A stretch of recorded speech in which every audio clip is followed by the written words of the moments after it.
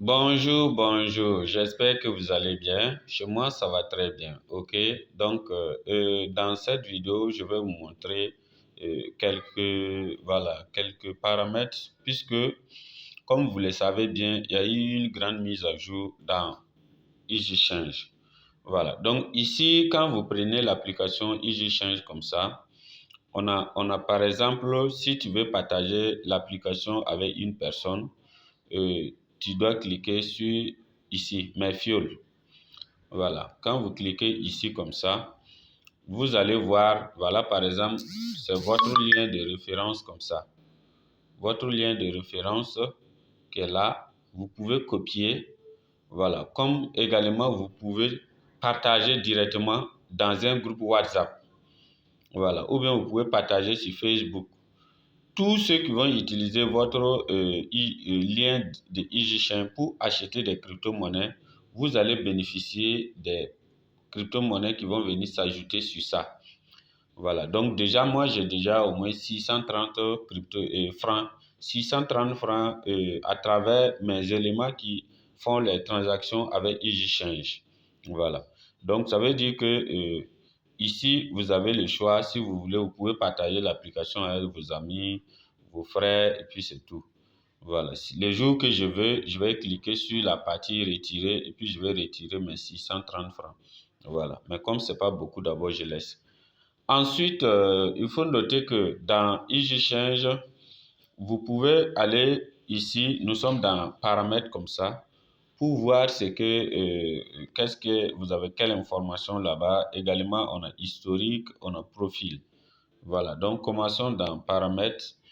Voilà, vous voyez au niveau des paramètres, vous pouvez lier votre portefeuille, disons votre application EasyChain avec Google Authentificator. Voilà.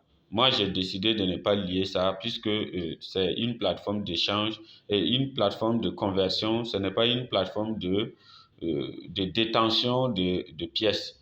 Puisque si on pouvait détenir des pièces dans EasyChange, comme par exemple dans Binance, je pouvais lier Google Authentificator. Mais comme ce n'est pas le cas, je n'ai pas besoin de faire ça.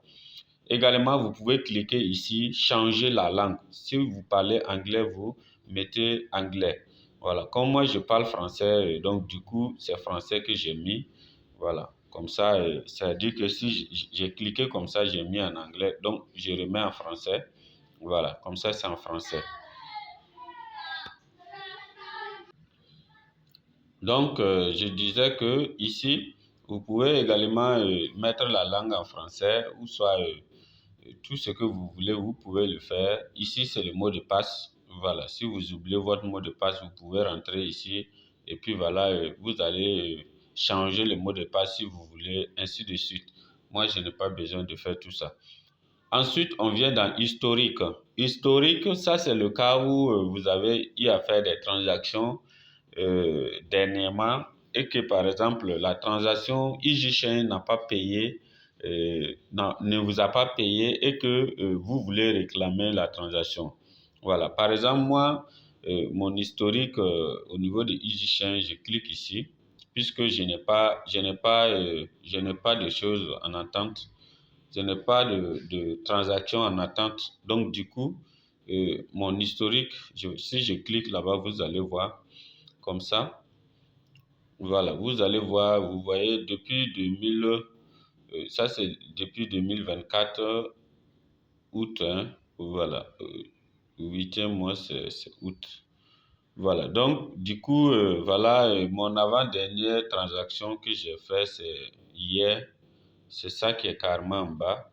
Et ça, c'est fait ça le 20, non, le 22. Voilà. Donc, du coup, tout ce que vous faites comme transaction là, ça se présente ici.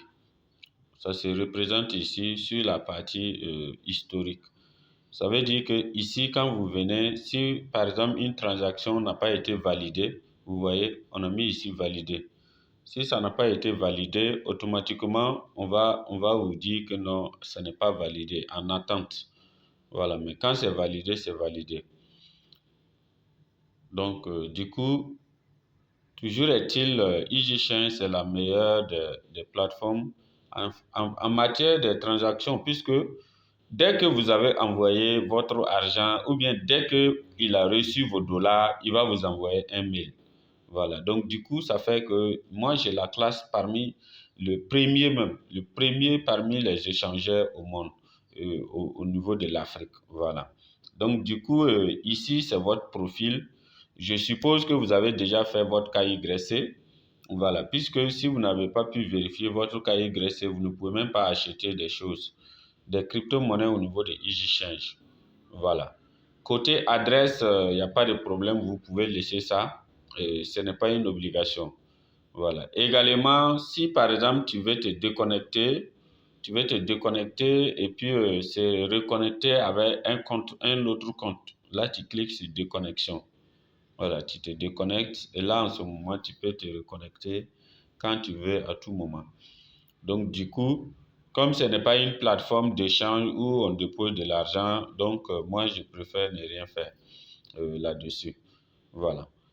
Donc, voilà un peu ce que je voulais vous montrer dans cette partie également de cette vidéo. Euh, Ici, vous pouvez mettre ça en noir si vous voulez. Ici, c'est par rapport aux choses, au volume. Ici également, bon, je vais cliquer, vous allez voir. Voilà, par exemple, c'est devenu noir. Voilà, ici, si vous cliquez comme ça, vous allez voir vos contacts. C'est-à-dire que vous voulez contacter EasyChange. Voilà, vous allez mettre votre nom, votre numéro, votre email, et puis vous écrivez le message et vous envoyez à EasyChange. Voilà, ici, c'est vous n'avez reçu aucune notification pour l'instant. Donc ici, ça veut dire que si EasyChange t'a envoyé un message là, le message va se trouver ici. Voilà. Donc, je reviens à accueil, comme ça. Voilà. Donc, je pense que c'est bon. Ok, donc partagez cette vidéo, partagez, likez, faites des commentaires, également posez des questions si vous ne comprenez pas, voilà, un certain nombre de choses. Merci.